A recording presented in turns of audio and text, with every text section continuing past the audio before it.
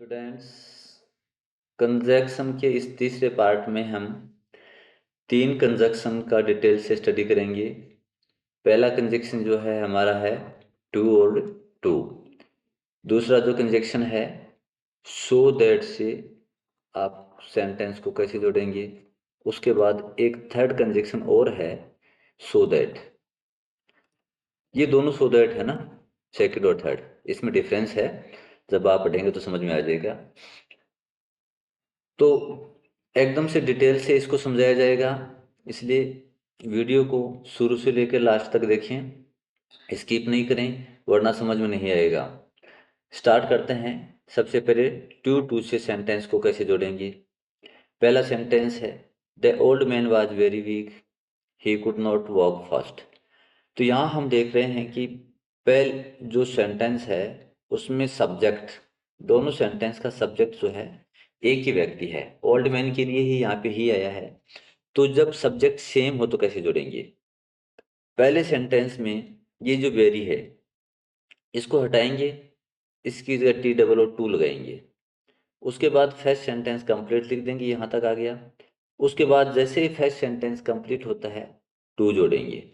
उसके बाद second sentence में सब्जेक्ट से लेकर नोट तक का जो पार्ट है उसको छोड़ देंगे पूरा। यहाँ पे आपको या तो कैन नोट मिलेगा या कुड नोट मिलेगा, जो भी यहाँ पे मिले सब्जेक्ट के बाद में कैन नोट मिले या कुड नोट मिले उसको छोड़ देना है। और टू के बाद जो है ना ये वर्ब है, तो वर्ब की फर्स्ट फॉर्म होती है ये आ जाएगी और लास्ट में फुल स्टॉप लगा देंगे। तो लेकिन एक बात का ध्यान रखना है कि इसमें अर्थ चेंज नहीं होना चाहिए टू टू का यूज करने के बाद भी। देखिए यहाँ पे अर्थ क्या है, the old man was very weak, वृद्ध व्यक्ति बहुत कमजोर था। He could not walk fast, वह तेज नहीं चल सका। अब इस सेंटेंस का भी अर्थ सेम ही है। अर्थ क्या है, the old man was too weak to walk fast, वृद्ध व्यक्ति इतना कमजोर था कि तेज नहीं चल सका। लेकिन अब आपको देखने में ऐसे नहीं लगता ना कि नोट यहाँ पे नहीं है, लेकिन यहाँ पे नेगेटिव सेंस छुपा हुआ है। टू टू में नेगेटिव सेंस होता है, इसलिए ये नोट हट जाता है। नेक्स्ट सेंटेंस देखिए, Sita is much tired, she can not cook food. तो यहाँ पे सीता जो सब्जेक्ट है और शी, सीता के लिए शी आया है, द ओल्ड मैन के लिए ही आ गया, तो सब्जेक्ट सेम है। उसके बाद हम जो है मच, पहले वाक्य में वेरी था, इसमें मच है, मच को हटा के और उसकी जगह टी डब्ल्यू टू लगा देंगे। फिर फर्स्ट सेंटेंस कंप्लीट यानी यहाँ तक आ गए। उसके बाद फर्स्ट सेंटेंस कंप्लीट होते ही टू लगाएंगे। टू लगाने के बाद में सब्जेक्ट से लेकर कैन नॉट तक या कुड नॉट तक जो भी होता है ना वहां तक हटा देंगे। उसके बाद जो बचा ये वर्ब है, तो उसके बाद जो बचा है ना, टू के बाद वर्ब की फर्स्ट फॉर्म आती है, इसलिए कुक फर्स्ट फॉर्म है या टू के बाद वॉक फर्स्ट फॉर्म है और लास्ट में फुल स्टॉप लगा देंगे। अर्थ हुआ Sita is much tired, Sita बहुत थक गई है। She can not cook food, वह भोजन नहीं पका सकती। Sita is too tired to cook food, Sita इतनी थक गई है कि वह भोजन नहीं पका सकती। तो यहाँ नेगेटिव सेंस जो है ना वो छुपा हुआ रहता है टू टू में। नेक्स्ट सेंटेंस देखिए, he is very old, he can not learn things. यहाँ पे देखिए वेरी हटाइए और इसकी जगह टी डबल और टू लगाइए। फर्स्ट सेंटेंस कंप्लीट लिखिए, उसके बाद फर्स्ट सेंटेंस कंप्लीट होते ही टू लगाइए और सेकंड सेंटेंस में सब्जेक्ट से लेकर कैन नॉट तक का पार्ट छोड़ दीजिए। उसके बाद जैसा है वैसा लिख दीजिए। तो हमारा सेंटेंस बन गया, he is too old to learn things, वह इतना बुढ़ा है कि चीजें सीख नहीं सकता। Next, John is very proud, John is very proud, he does not talk to the poor. तो पहले सेंटेंस में जो वेरी है उसको हटा देंगे और उसके स्थान पे टी डबल और टू लगा देंगे। उसके बाद फर्स्ट सेंटेंस कंप्लीट करेंगे, जैसे ही फर्स्ट सेंटेंस कंप्लीट हो जाएगा टू लिखेंगे। उसके बाद सेकंड सेंटेंस का नोट तक का पार्ट है वो हटा देंगे, सेकंड सेंटेंस का नोट तक का पार्ट है वो हटा देंगे। तो नोट तक का पार्ट हटा दिया। उसके बाद में देखो नोट के बाद में ये वर्ब है, तो टू के बाद वर्ब की फर्स्ट फॉर्म आती है टॉक टू द पुअर। वाक्य का अर्थ क्या हुआ, John is very proud, John बहुत घमंडी है। He does not talk to the poor, वह गरीबों से बात नहीं करता है। John is too proud to talk to the poor. John इतना घमंडी है कि वह गरीबों से बात नहीं करता। तो अर्थ सेम रहेगा। तो इस तरह से हम देखा कि सब्जेक्ट सेम होने पे हम किस तरह से टू का यूज करते हैं। पहले सेंटेंस में देखो, वेरी शब्द है या मच है, या एक शब्द और आ सकता है, क्वाइट। ये शब्द हैं, इनको हटा के और अपने को TOO लगाना है। फिर जैसे ही फर्स्ट सेंटेंस कंप्लीट हो जाए, फर्स्ट सेंटेंस कंप्लीट हो जाए तो टू लगा दो। फिर उसके आगे जो है ना, टू के बाद में सेकंड सेंटेंस का सब्जेक्ट से लेकर नोट तक का, सब्जेक्ट से लेकर नोट तक का जो पार्ट है वो छोड़ देंगे और उसके आगे जो है वो लिख देंगे। ये याद रखना है, ठीक है। अब देखिए सेकंड टाइप जो है उसमें क्या है, सेंटेंस के सब्जेक्ट जो है वो अलग अलग हैं। The print was very small, यहाँ पे सब्जेक्ट द प्रिंट है। My grandmother could not read it, मेरी दादी माँ इसे नहीं पढ़ सकी, यहाँ पे ये सब्जेक्ट है। माई ग्रांड मदर है, यहाँ पे द प्रिंट है। तो जब दोनों वाक्यों का सब्जेक्ट अलग हो तो कोई ज़्यादा आपको चिंतित होने की जरूरत नहीं है, थोड़ा सा चेंज होगा फर्स्ट पैटर्न से। देखो वहां पे क्या था, सब्जेक्ट कॉमन था तो इसलिए अपने सब्जेक्ट शुरू में ले लिया। लेकिन यहाँ पे सब्जेक्ट दोनों का अलग अलग है, जिसे दोनों का सब्जेक्ट का आपने को मेंशन करने पड़ेगा। सब्जेक्ट तो सेंटेंस में लिखना ही पड़ेगा, दोनों को छोड़ नहीं सकते, अलग है इसलिए। तो हम क्या करेंगे, फर्स्ट सेंटेंस जो है उसको कंप्लीट लिखेंगे और यहाँ पे जो वेरी या मच या क्वाइट जो शब्द आता है उसको हटा के TOO लगा देंगे। फिर फर्स्ट सेंटेंस कंप्लीट हो जाएगा। यहाँ तक देखो फर्स्ट सेंटेंस कंप्लीट है। अब देखिए जब सब्जेक्ट सेम होता है ना, तो दूसरा और पहला सब्जेक्ट एक जगह शुरू में आ गए, कॉमन आ गया। लेकिन जब सब्जेक्ट अलग होता है तो उस सब्जेक्ट को आप छोड़ नहीं सकते। तो आप क्या करेंगे, जैसे ही फर्स्ट सेंटेंस कंप्लीट हो जाए उसके बाद फॉर लिखेंगे। फॉर लिखकर ये दूसरे सेंटेंस का जो सब्जेक्ट है वो लिखेंगे आप। अब यहां बस ये ध्यान रखना है कि दूसरे सेंटेंस का जब आप सब्जेक्ट लिखो तो अगर वो नाउन है तो उसको वैसा का वैसा ही लिख लेना, वैसा ही लिख, ठीक है ना। नाउन है तो उसको वैसा का वैसा ही लिख लेना। जैसे माई ग्रांड मदर है तो यहाँ पे हमने माई ग्रांड मदर ही लिख दिया। मान लो यहाँ पे रवि है तो हम यहाँ रवि लिख लेंगे, ठीक है। लेकिन अगर यहाँ पे कोई प्रोनाउन है, प्रोनाउन है, प्रोनाउन जैसे मान लो आई है या वी है या यू है या ही है, शी है, इट है या दे, इनमें से कोई है, तो आप फॉर के बाद में क्या करेंगे, फॉर के बाद में ये जो माई ग्रांड मदर लिखा है ना, वहां पे आई होने पे आप करेंगे उसका मी, फॉर मी कर देंगे। और इसका कर देंगे फॉर अस, इसका फॉर यू, और इसका फॉर हिम, और इसका फॉर हर, और इसका फॉर इट, और इसका जो है फॉर देम कर देंगे। उसके बाद हम टू लगाएंगे। पहले पहले पैटर्न में हम क्या करते थे, पहला सेंटेंस कंप्लीट होते ही टू लगा देते थे क्योंकि वहां सब्जेक्ट सेम था। दूसरे पैटर्न में हम क्या करेंगे, क्योंकि सब्जेक्ट अलग अलग है इसलिए पहला सेंटेंस कंप्लीट होते ही आप पहले फॉर लगाओगे। उसके बाद में जो है सेकंड सेंटेंस का जो सब्जेक्ट है वो लिखोगे। अगर वो कोई नाउन है तो वैसा ही आ जाएगा, अगर कोई प्रोनाउन है तो वो इस तरह से चेंज हो जाएगा और चेंज करके हम लिखेंगे। तो फॉर माई ग्रैंड मदर आ गया। उसके बाद कुड नॉट को हम छोड़ देंगे और फिर जो है हम टू उसमें भी जोड़ते थे ना, उसमें तो पहला सेंटेंस कंप्लीट होते ही टू लिख देते थे। ये यहाँ देखो ये, तो यहाँ अपन टू लिखेंगे और टू लिख के जो सेकंड सेंटेंस की वर्ब है वो लिख देंगे रीड। अब आप सोच रहे हैं कि इसमें सर ये इट कैसे छोड़ दिया, तो देखो ऊपर वाले सेंटेंस में क्या था, सब्जेक्ट सेम थे तो अपने सब्जेक्ट एक ही बार लिखा था कि नहीं लिखा था। तो यहाँ पे सब्जेक्ट अलग अलग है तो हमने दोनों सब्जेक्ट ले लिए, देखो ये भी ले लिया और ये भी ले लिया। लेकिन ये जो प्रिंट है द प्रिंट, इसके लिए ये इट आया है, ठीक है ना। तो प्रिंट के लिए देखो, the print was very small, वह प्रिंट बहुत छोटी थी।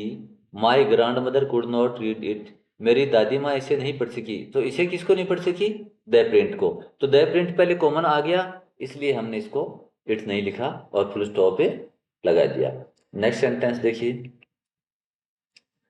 It was very cold, we can not sit out in the open.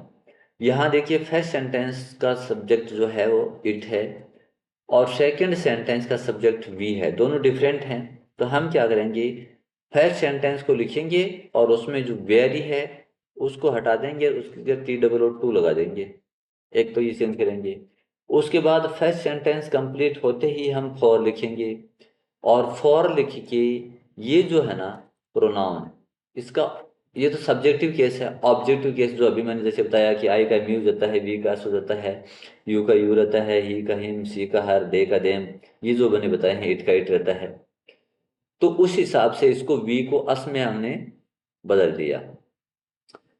अब कैन नॉट हटा देना है और नॉट के तुरंत बाद में वर्ब मिलेगी, वो लिखनी है, उसके आगे का लिखना है।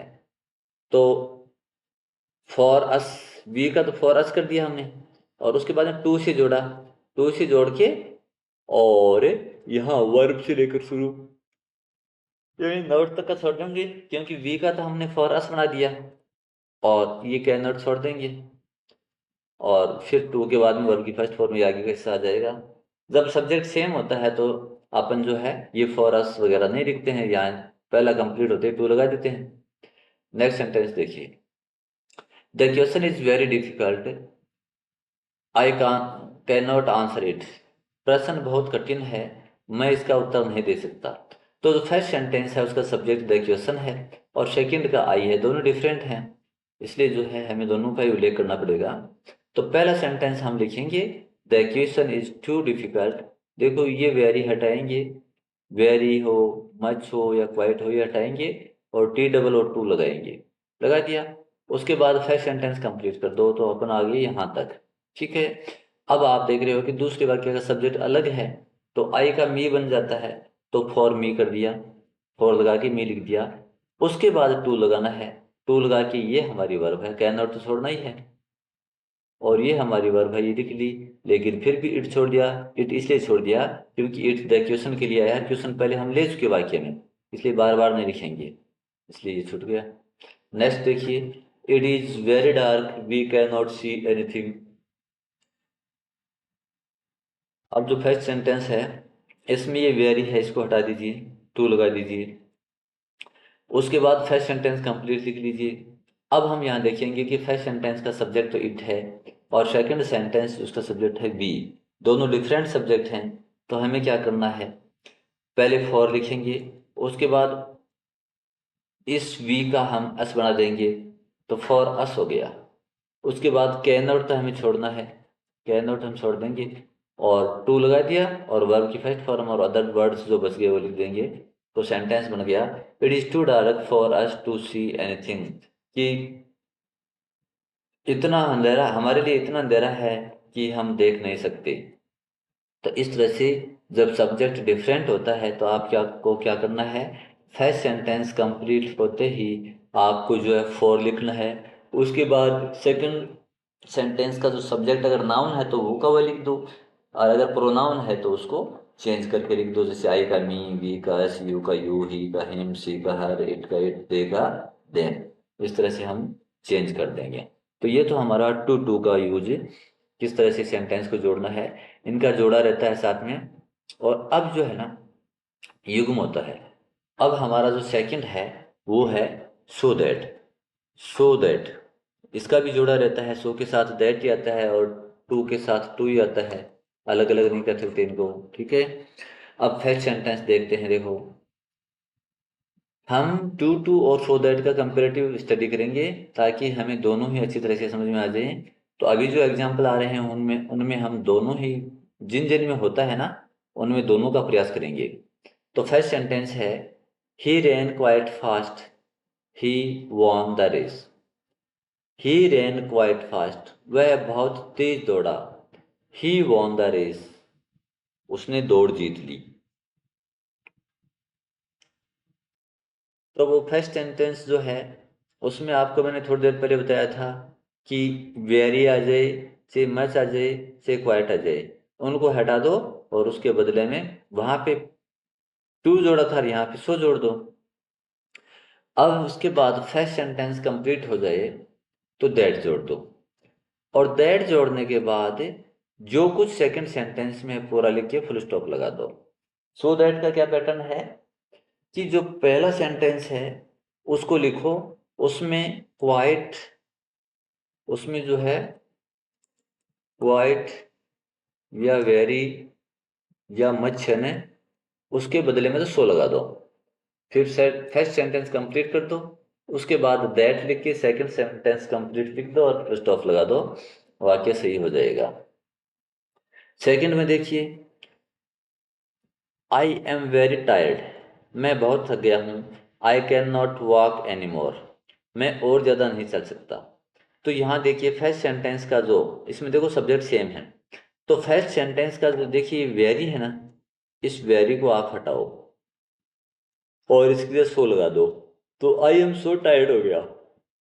अब उसके बाद जो है फर्स्ट सेंटेंस कंप्लीट होते ही आप दैट लगाओगे और उसके बाद में सेकंड सेंटेंस लिख दोगे, फुल स्टॉप लगा दोगे।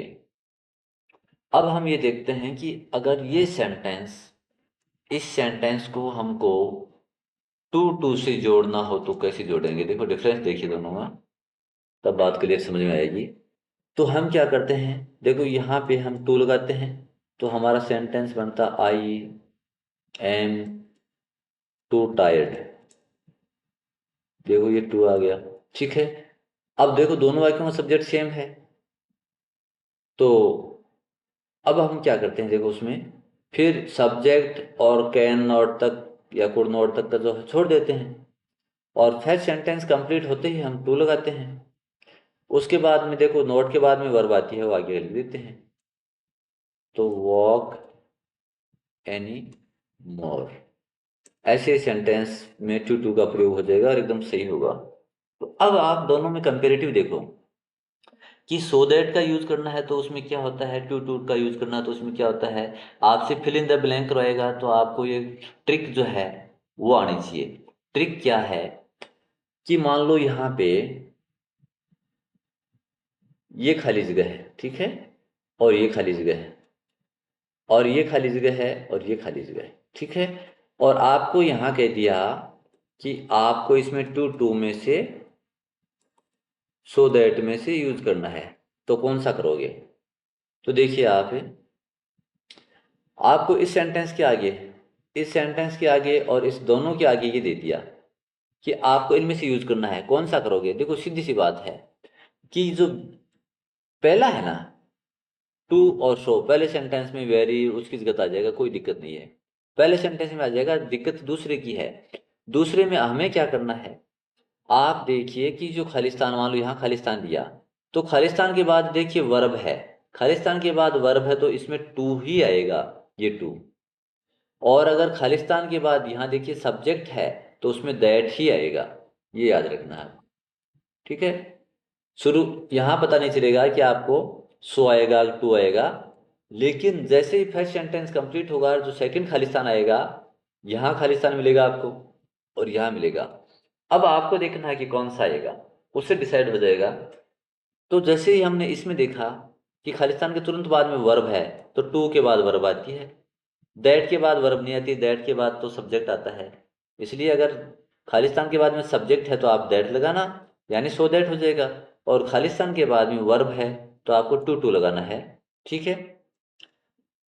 नेक्स्ट देखिए, he is very old he can not walk. तो यहाँ वेरी हटा दीजिए आप, वेरी की जगह सो लगा दिया, पहला सेंटेंस कंप्लीट, फिर दैट लिखा और दूसरा सेंटेंस कंप्लीट लिख दो और फुल स्टॉप लगा दो। अब मान लो इसी सेंटेंस को आपको जो है टू टू से जोड़ना था, तो कैसे जोड़ेंगे। तो देखो यहाँ जो है, यहाँ ही इज टू ओल्ड, ठीक है, फर्स्ट सेंटेंस कंप्लीट। अब लगाओ आप टू, सेकंड सेंटेंस में आप सब्जेक्ट से लेकर नोट तक का छोड़ दो, बच गया वॉक। तो he is too old to walk, वह इतना वृद्ध है कि चल नहीं सकता, ठीक है। तो इस तरह से हम जो है सो दैट का यूज करते हैं और टू टू का यूज करते हैं। टू के बाद में वर्ब की फर्स्ट फॉर्म आएगी और दैट के बाद में सब्जेक्ट होगा, ये ध्यान रखना है। और इन दोनों का युग्म होता है, जोड़े में ही आते हैं। टू टू आएगा तो एक साथ आएंगे, सो दैट आएगा तो एक साथ आएंगे। ऐसे नहीं कि सो टू के साथ दैट आ जाए, सो के साथ टू आ जाए, ऐसा नहीं होगा। अब नंबर 4 सेंटेंस जो है, he works very hard, he can succeed. यहाँ वेरी जो है उसको आप हटा दीजिए, वेरी को हटा दीजिए, सो लगा दिया, ठीक है। फर्स्ट सेंटेंस कंप्लीट कीजिए, यहाँ तक फर्स्ट सेंटेंस कंप्लीट हो गया। उसके बाद दैट लगा दीजिए और सेकंड सेंटेंस कंप्लीट लिख दीजिए, फुल स्टॉप लगा दीजिए। सेकंड सेंटेंस का जो भी सब्जेक्ट है उसका फर्स्ट लेटर स्मॉल कर दो, या आई है तो आई का आई रहता है, लिखने का तरीका यही होता है इसका। तो नेक्स्ट नंबर 5 पे, I would fly very high, I could see all the world. तो यहाँ पे जो वेरी है इसको हटा के आप सो लगा दोगे, तो I would fly very high की जगह हो जाएगा सो हाई। और जैसे ही फर्स्ट सेंटेंस कंप्लीट हुआ दैट से जोड़ेंगे, फिर I could see all the word लिख देंगे। यानी फर्स्ट सेंटेंस में वेरी क्वाइट या मच आया है उसको हटा के सो लिखेंगे। फर्स्ट सेंटेंस कंप्लीट होते ही दैट लिखेंगे और सेकंड सेंटेंस कंप्लीट लिख देंगे और आपका आंसर सही हो जाएगा। Next number 6, he was very weak, he could hardly stand up. तो वेरी हटाइए, तो ही वॉज सो वीक, और पहला सेंटेंस कंप्लीट होते ही दैट से जोड़िए, दूसरा सेंटेंस कंप्लीट लिख दीजिए और लास्ट में फुल स्टॉप लगा दीजिए। Next, the stone is very heavy, I can not lift it. तो यहाँ पे देखिए, मान लो इस सेंटेंस को हमको टू टू से जोड़ना होता, तो देखो कैसे जोड़ते हैं हम। द स्टोन इज टू, ये है ना, हैवी, ठीक है। फर्स्ट सेंटेंस में हमने वेरी उठाया और टू लगा दिया, टी डबल ओ। उसके बाद जैसे फर्स्ट सेंटेंस कंप्लीट होता है तो अपन टी और टू से जोड़ देते हैं। अब सेकंड सेंटेंस में हम क्या करते थे, सब्जेक्ट और कैन नॉट तक छोड़ते थे, तो हमने छोड़ दिया सब्जेक्ट और कैन नॉट तक, तो बच गया क्या, लिफ्ट। टू के बाद में लिफ्ट आ गया और इट। अब इट देखो, क्योंकि इट किसके लिए है, स्टोन के लिए है, तो स्टोन तो हम पहले लिख चुके, इसलिए अपन लिफ्ट ही लिखेंगे, इट नहीं लिखेंगे। The stone is too heavy to lift, यानी पत्थर इतना भारी था कि उसको उठा नहीं सकते। हाँ, अब इसमें एक, सॉरी एक मिनट, थोड़ी सी ये हो गया।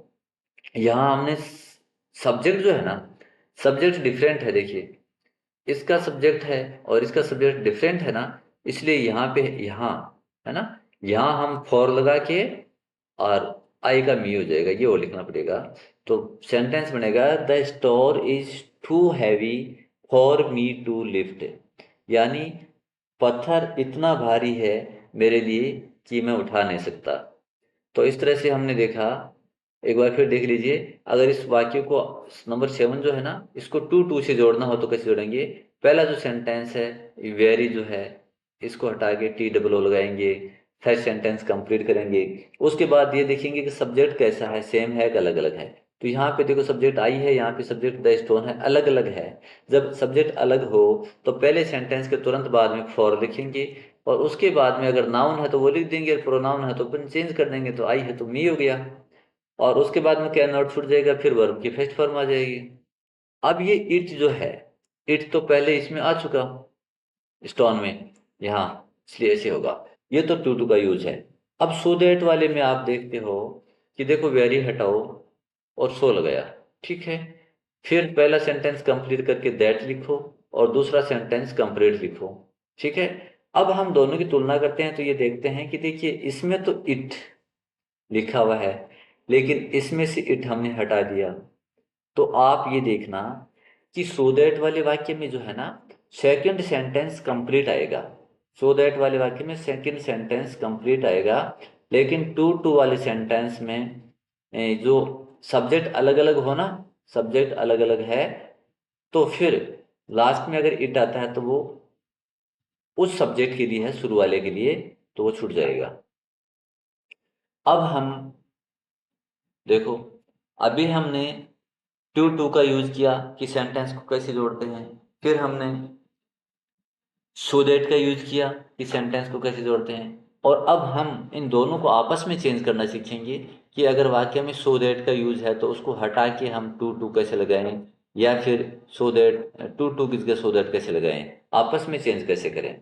तो देखो, मान लो आपको ये दिया गया है फर्स्ट सेंटेंस, ठीक है, आपको कह दिया टू टू, ठीक है, और कह दिया रिमूव टू टू, है ना, यानी टू और टू को हटाओ। अब सो दैट का अगर अपने को यूज करना है तो देखो यहाँ, यहाँ सो लगाओ, लगा दिया। ये हमारा फर्स्ट सेंटेंस था, ये समझ लो, टू से पहले का। तो फर्स्ट सेंटेंस हमने कंप्लीट कर लिया।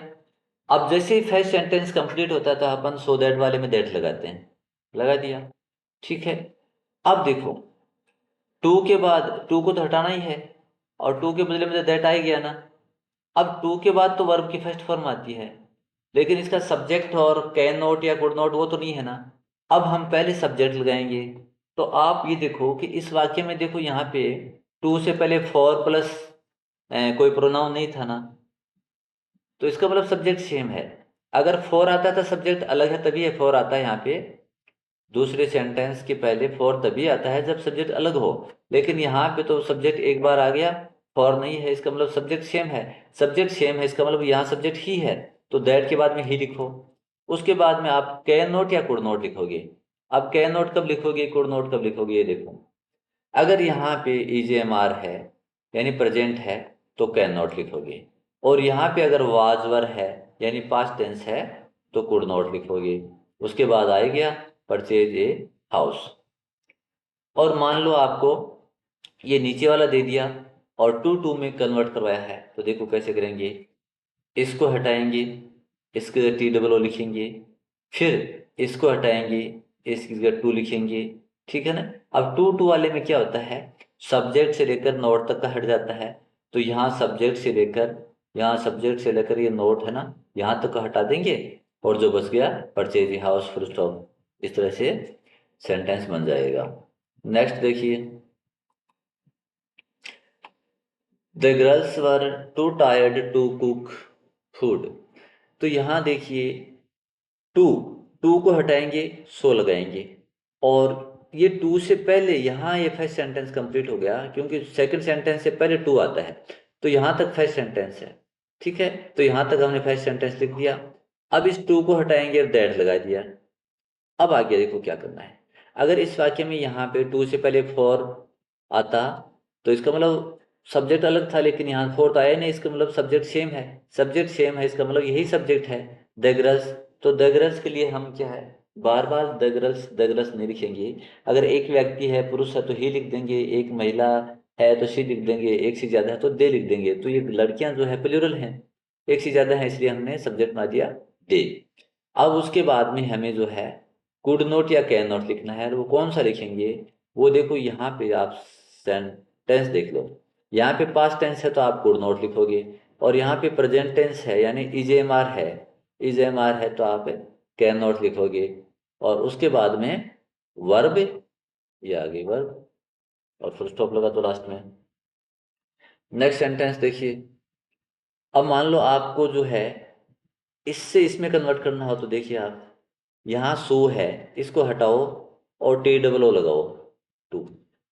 फिर देखिए आप यहाँ आ गए, ये फर्स्ट सेंटेंस कंप्लीट है, तो हमारा फर्स्ट सेंटेंस यहाँ ये कंप्लीट हो गया। अब टू हटा, दैट हटा के हमें टू लगाना है, लगा दिया।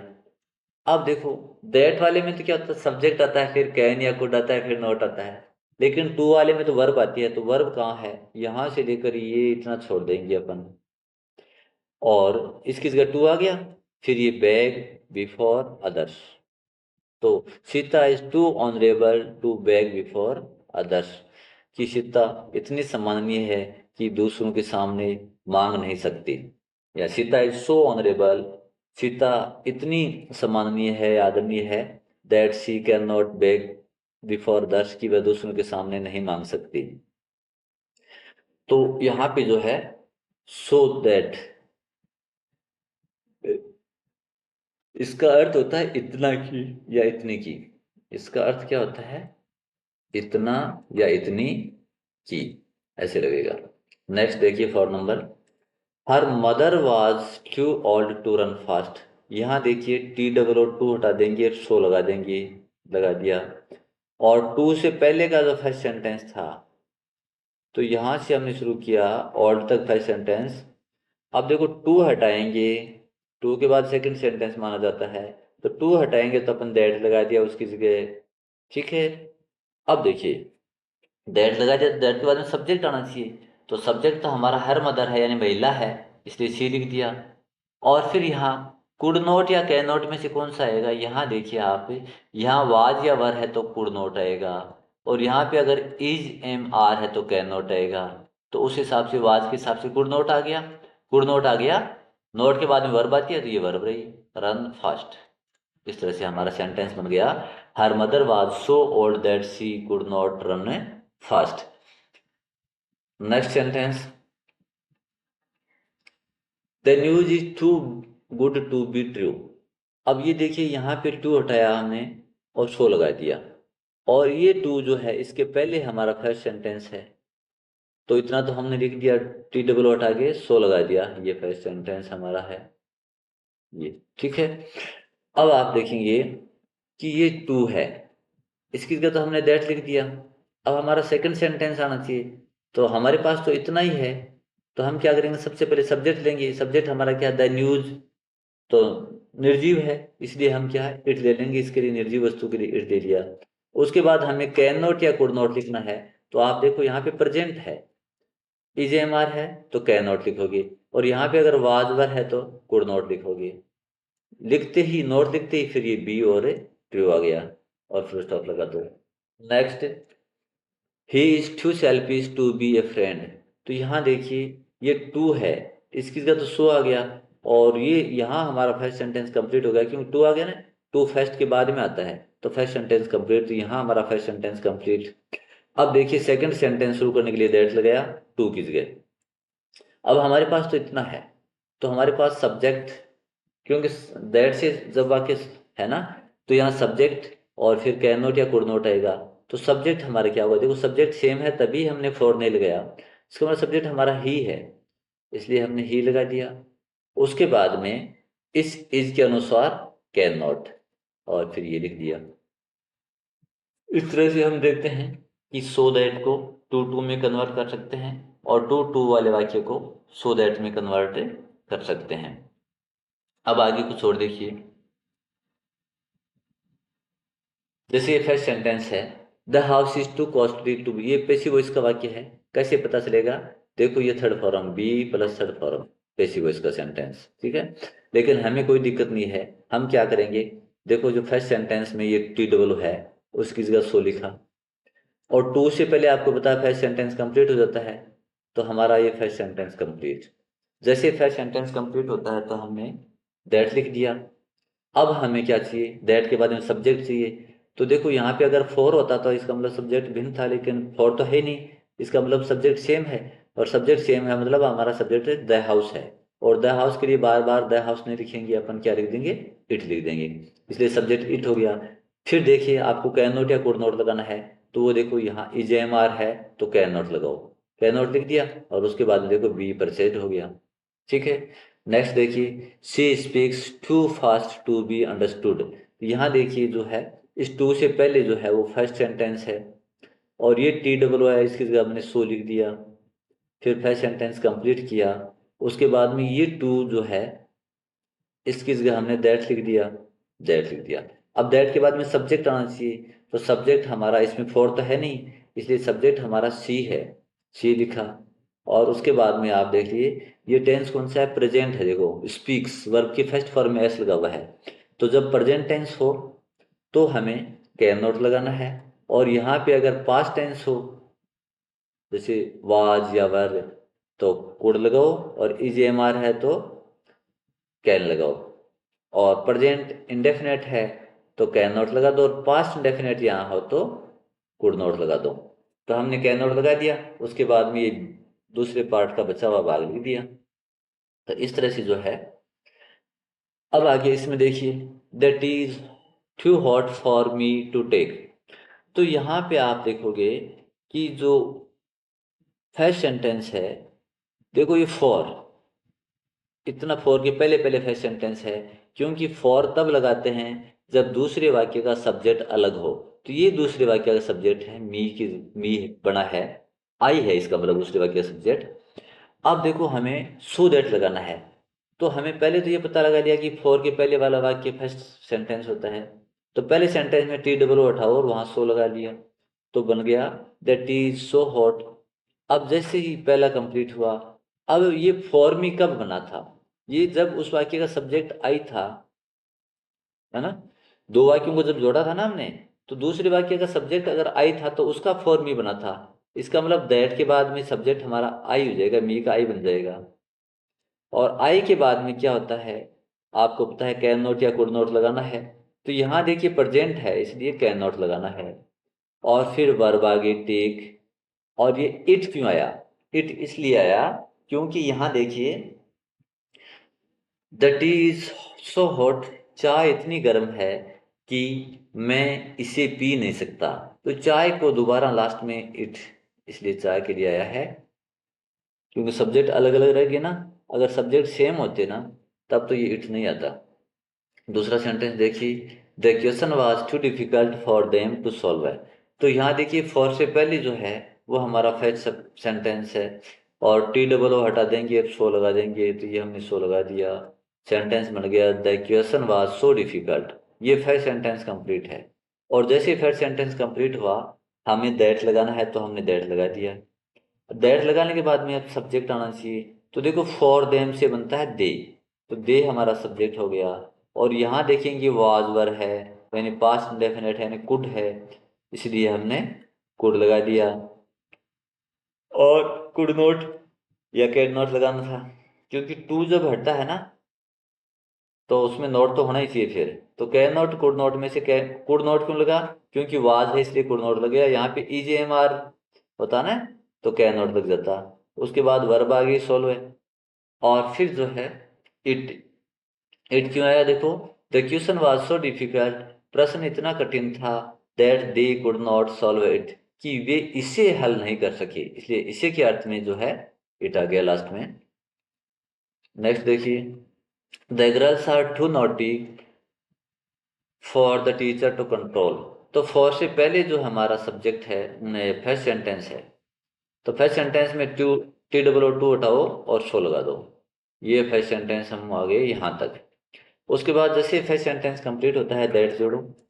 अब दूसरे वाक्य का फॉर के बाद में क्या है? द टीचर, ये दूसरे वाक्य का सब्जेक्ट है, तो द टीचर लिखा हमने। उसके बाद देखो आपको कैन नॉट या कुड नॉट लगाना है, तो यहाँ देखो प्रेजेंट टेंस है तो कैन नॉट लगाओ, ये हमने कैन नॉट लगा दिया। और उसके बाद में ये देखो कंट्रोल हो गया। और जहां हम इट लगाते थे वहां पे देखो, क्योंकि इट द क्वेश्चन के लिए और टी के लिए इट आ गया, लेकिन यहाँ पे जो है ना गर्ल्स हैं, प्लूरल हैं, इसलिए प्लूरल के लिए क्या आएगा? देम आ जाएगा। ठीक है, और फुल स्टॉप लगा दो। लास्ट में the lesson is too difficult for Ramesh to understand. यहाँ देखिए फॉर के पहले फर्स्ट सेंटेंस है, तो फर्स्ट सेंटेंस में टी डबल ओ हटा देंगे और शो लगा देंगे, तो the lesson is so difficult.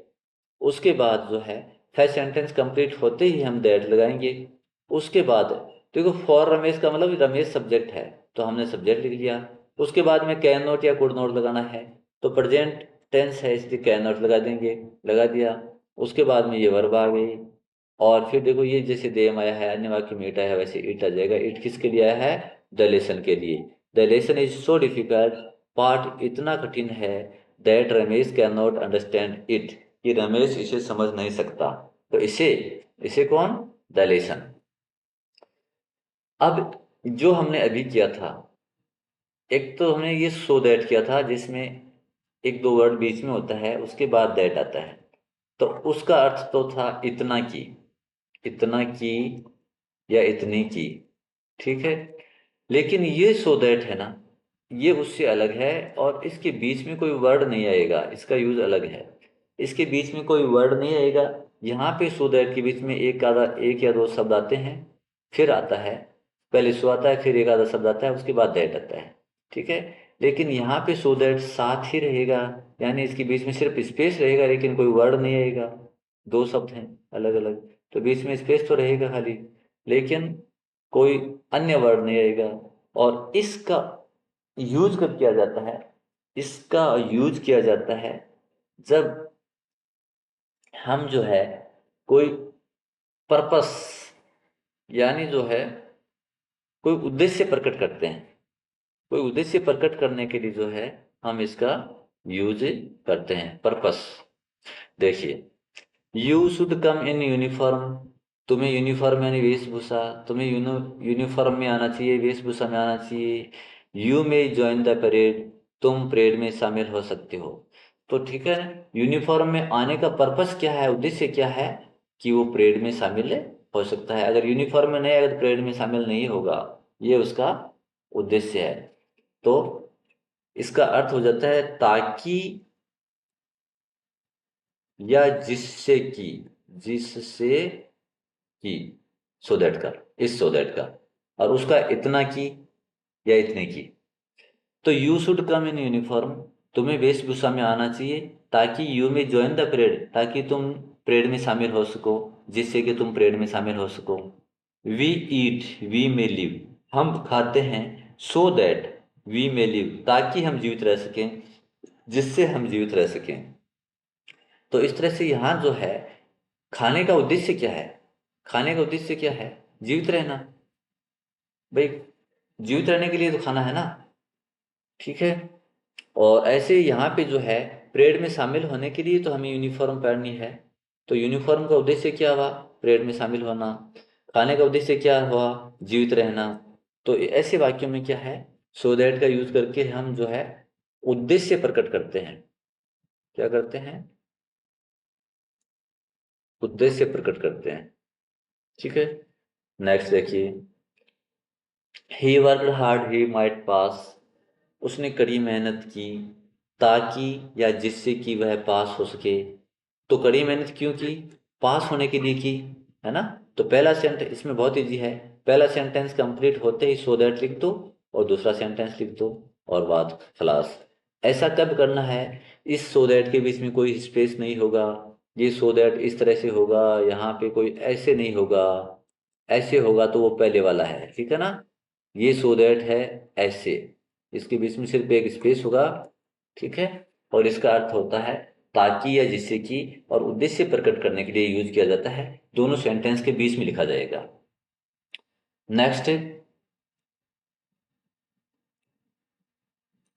She opened the window, उसने खिड़की खोली, द विंड कुड कम इन। तो यहाँ जो है खिड़की खोलने का उद्देश्य क्या था?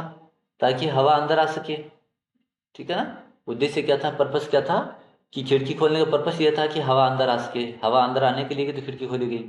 तो पहला सेंटेंस कंप्लीट करेंगे, शी ओपन्ड द विंडो, फिर सो दैट लिखेंगे, the wind could come in, the wind could come in, उसने खिड़की खोली ताकि हवा अंदर आ सके या जिससे कि हवा अंदर आ सके। तो इस तरह से हमने स्टूडेंट्स देखा कि इस वीडियो में ड्यू टू, सो दैट और फॉर दैट का यूज हमने अच्छे से किया है। उम्मीद है निश्चित रूप से समझ में आएगा। और आगे की वीडियो देखने के लिए आप चैनल को सब्सक्राइब कर लें ताकि आपको सूचना मिल जाए।